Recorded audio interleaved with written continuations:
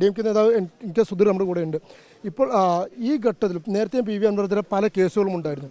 ഈ ഘട്ടത്തിൽ ഇപ്പോൾ ഈ ഒരു അറസ്റ്റ് ഉണ്ടായത് എന്തുകൊണ്ടാണെന്നാണ് വിചാരിക്കുന്നത്? ഇതിൽ ബഹുമാന്യ MLA ചെയ്ത തെറ്റെന്താണ്?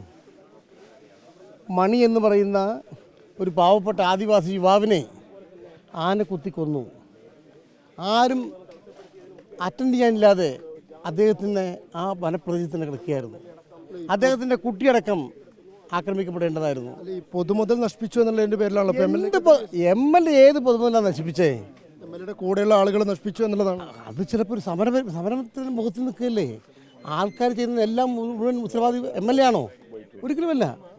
MLA ഏതൊരു വിധത്തിലുള്ള നശീകരണ പ്രവർത്തനവും നടത്തിയിട്ടില്ല. അദ്ദേഹം നിരപരാധിയാണ്. ഇത് ഭരണകൂട ഭീകരതയാണ്.